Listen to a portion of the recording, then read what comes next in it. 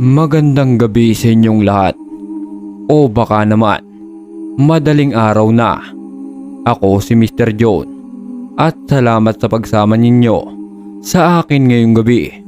Alam nyo, isa sa pinaka-ordinaryo pero pinaka nakakapagod na bagay sa buhay natin ay ang pag-commute. Lalo na dito sa Pilipinas, ang siksikan, ang init, ang traffic. Pero may mga oras, lalo na kapag malalim na ang gabi, na ang dating maingay na biyahe ay nagiging tahimik. Naranasan nyo na ba sumakay ng jeep na halos kayo na lang ang natitira? Yung pakiramdam na bawat kanto, bawat madilim na poste, parang may nagmamasid. Ang tanong ko para sa inyo ngayong gabi, kung may makita kang kakaiba, isang bagay na alam mong imposible, iisipin mo bang guni-guni mo lang yun dahil sa pagod? O maniniwala kang may mga bagay talaga sa mundong ito na hindi natin kayang ipaliwanag? Ang kwentong ito ay binahagi sa atin ng isang tagapakinig. Base ito sa kanyang totoong karanasan. Tawagin na lang natin siyang R. King. Ito ang kanyang kwento. Alas 8 na ng gabi. Dapat alas 8. Out ko na. Pero heto, alas 9 na. Kakatapos ko lang ng huling tawag. Nag-OT na naman. Required. Sabi ng TL ko, required daw. Pero yung bayad, parang optional. Ngalay na yung likod ko. Antok na yung mga mata ko. Gusto ko na lang humiga. Gusto ko na umuwi. King, una na ako ha. Ingat sa biyahe. Sige Ara, ingat din. Bukas ulit. Si Aralyn yung katim ko. Buti pa siya. Nakakakota agad. Ako, eto. Laging naiiwan sa dulo. Inayos ko yung mga gamit ko. Headset. Yung baso kong na may takip. Panang kape. Kaninang umaga.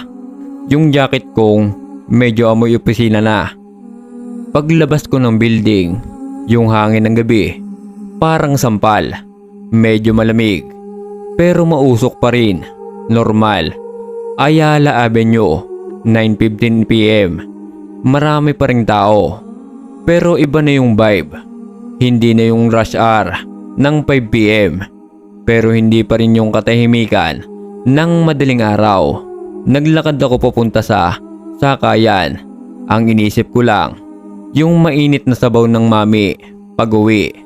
O kaya yung tirang adobo sa rep. Basta, pagkain at kama. Yun lang. O Pasay Road.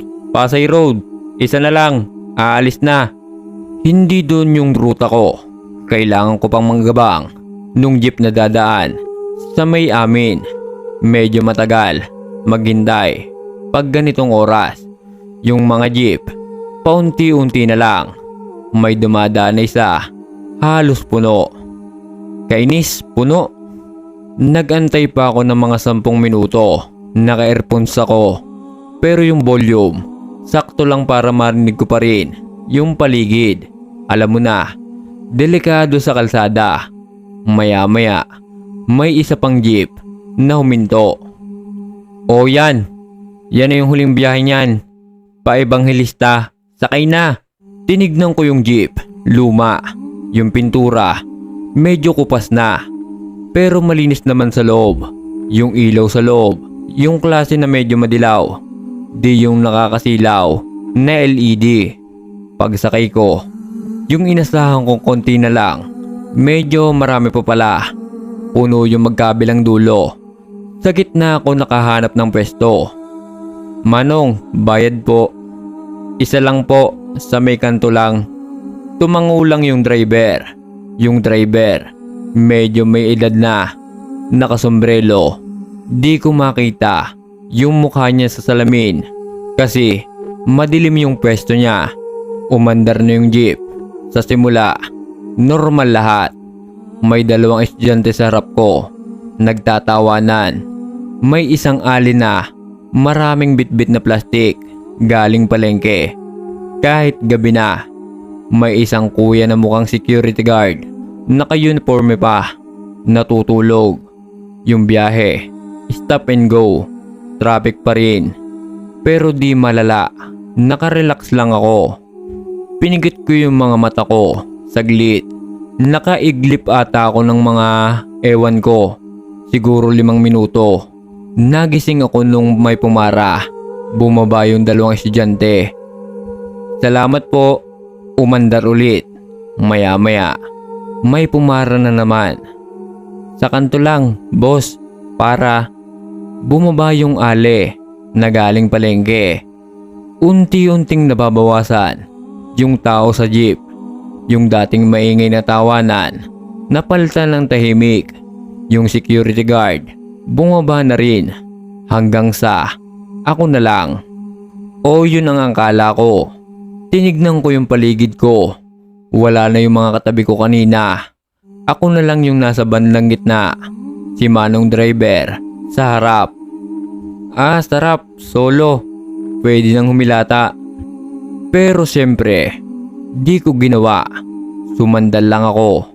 Nilagay ko yung bag ko sa hita ko. Tumingin ako sa labas. Medyo madilim na yung dinadaanan namin. Yung mga poste ng ilaw, may mga patay hindi. Yung mga tindahan, sarado na. Tahimik. Sobrang tahimik. Ang tanging narinig ko lang, yung ugong ng makina ng jeep. Doon ko na-realize, teka, tumingin ako sa dulo ng jeep. Yung pinakalikod ng upuan, yung malapit sa pintuan palabas, may tao. Nakahinga ako ng maluwag. Hay, akala ko mag-isa na lang ako. May kasabay pa pala ako. Isang babae. Nakaupo siya sa pinakadulo. Yung pwesto na pag umandar yung jeep, malalaglag ka kung di ka kakapit. Pero nakaupo lang siya. Nakatalikod siya sa akin. Pero di rin. Nakaside view siya. Pero nakayuko. Yung tingin niya nasa sahig lang ng jeep. Ang haba ng buhok niya, itim na itim. Abot hanggang baywang. Medyo magulo.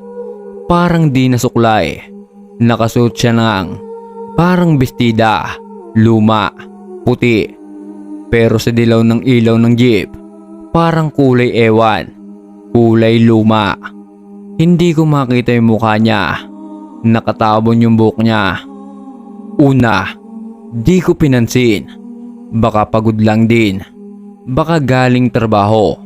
Baka broken hearted. Umiiyak. Ayokong makialam. Sumandal ulit ako. Dumaan kami sa lubak. Tumalbog yung jeep. Tumalbog ako. Kahit si Manong driver, nakita kong medyo nauntog sa manibela. Pero yung babae, tinignan ko siya ulit. Hindi siya gumalaw. As in, hindi parang manikin, ni hindi siya umindayog sa pag-alog ng jeep. Grabe, ang tibay naman ni ate. Bato ata to. Pinilit kong wag pansinin. Kinuha ko yung phone ko. Magbabrowse na lang ako. Buwisit, 5%. Lobat na ako. Wala akong choice. Binalik ko yung phone ko sa bulsa. Tumingin ulit ako sa babae. Nandun pa rin siya. Parehong pareho ng pwesto. Nakayuko. Nakatabo ng buhok. Pinagmasdan ko siya. Matagal. Tinignan ko kung humihinga pa ba siya.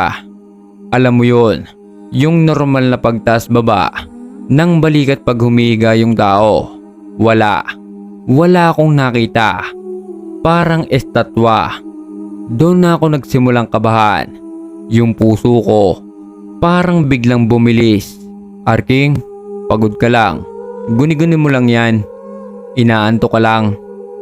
Pumikit ako ng mariin. Nagbilang ako hanggang 3. 1, 2, 3.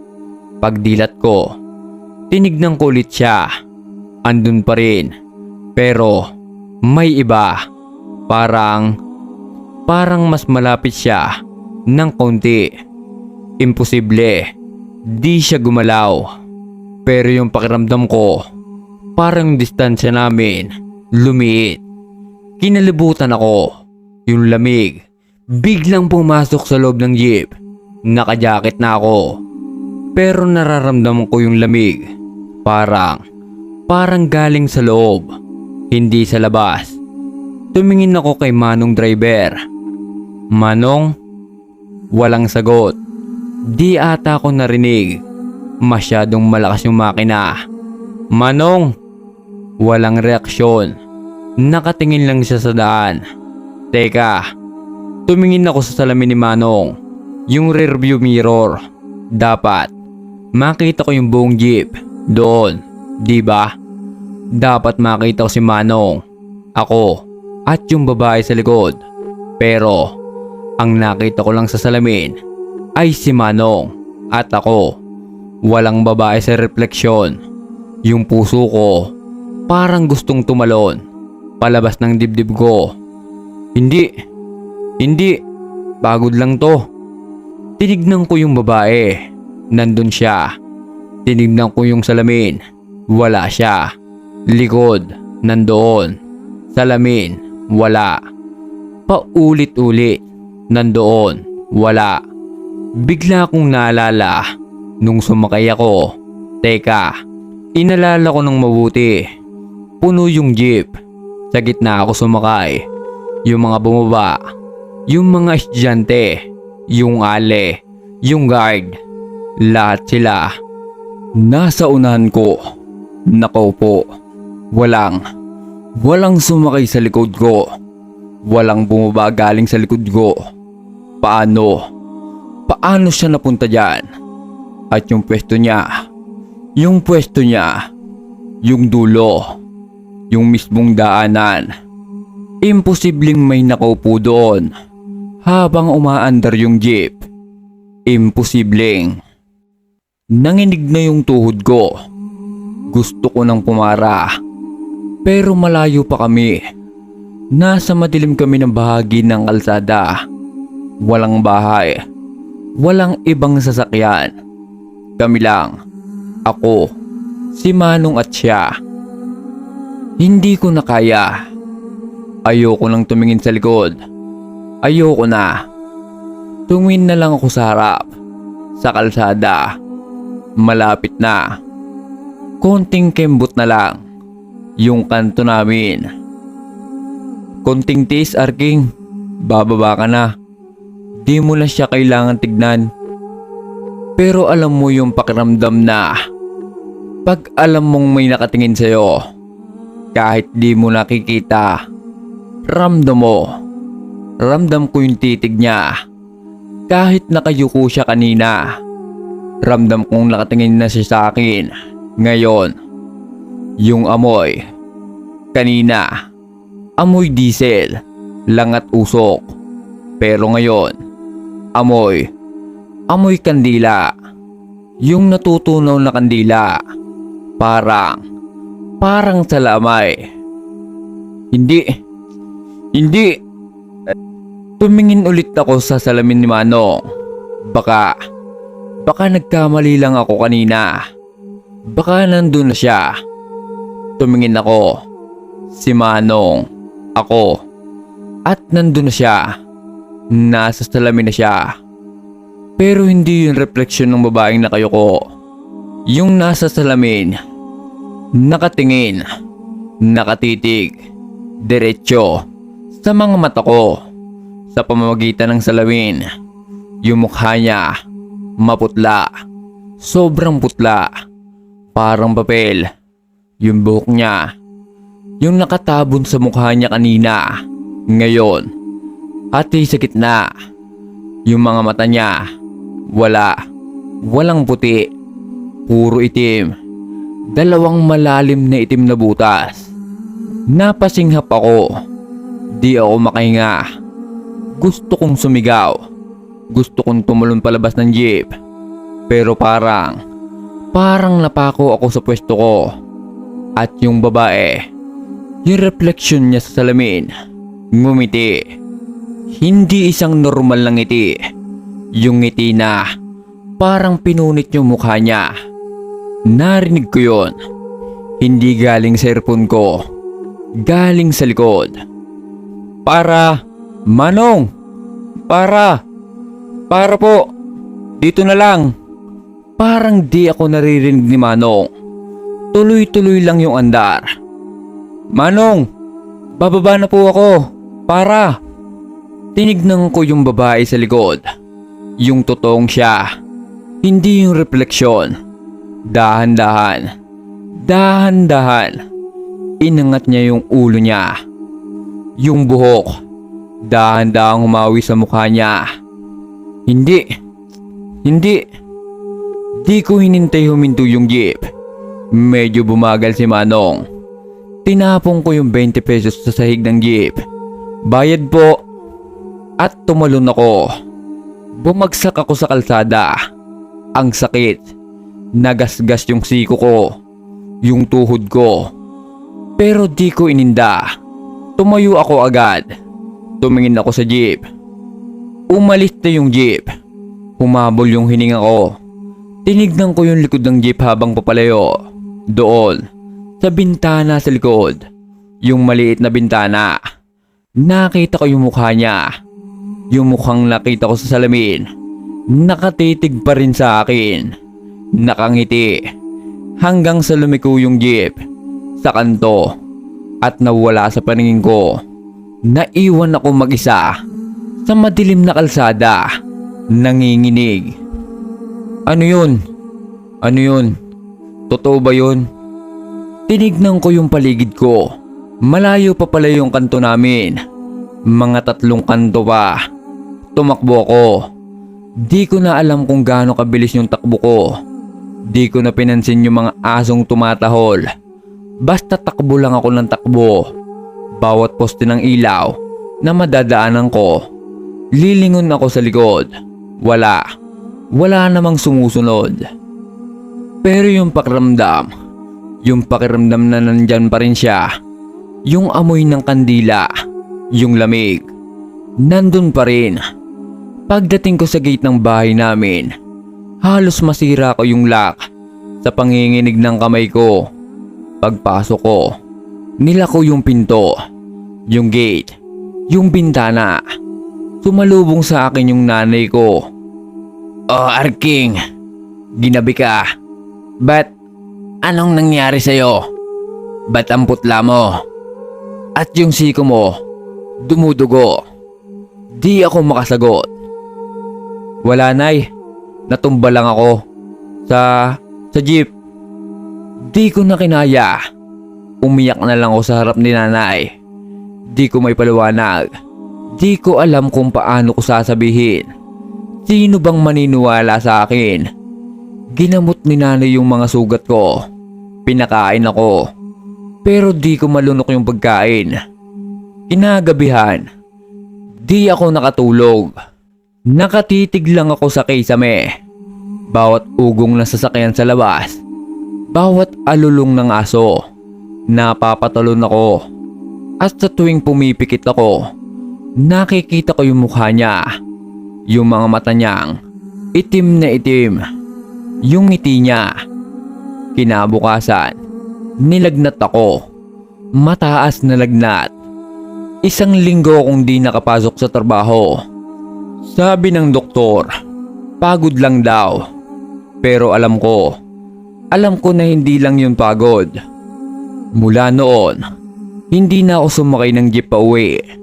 Kahit gaano pa ako katipid, nag-grab ako o nag-taxi. Kahit mas mahal, kahit mas traffic. Ayoko nang maranasan ulit yun. Hanggang ngayon, pag nagkukwento ako, kinikilabutan pa rin ako. Totoo yun. Alam kong totoo yun. Hindi yun guni-guni. Siya, yung babae sa likod ng jeep. Totoo siya. At nakita niya ako. Maraming salamat sa pagbabahagi ng kwento mo, Arking. Nakakatindig balahibo yan. Yung klase ng karanasan na di mo malilimutan. Yung tipong babaguhin yung buong pananaw mo Sa simpleng mga bagay, tulad ng pagsakay ng jeep. Paano na kaya kung hindi tumalon si Arking? Paano kung inantay niyang iangat ng babae yung buong mukha niya? Kayo, anong gagawin niyo kung kayo nasa pwesto ni Arking? I-comment sa ibaba yung mga iniisip niyo. O kung may katulad kayong karanasan, gusto naming marinig yan. At kung nagustuhan ninyo ang kwentong ngayong gabi at gusto niyo pa ng mas marami, huwag kalimutan mag-subscribe sa channel na ito. Pindutin na rin ang notification bell para di kayo mahuli sa mga susunod nating kwento. Muli, ako si Mr. John. Mag-ingat sa biyahe pa uwi at laging tignan kung sino ang kasabay ninyo sa likod. Magandang gabi. Maraming salamat.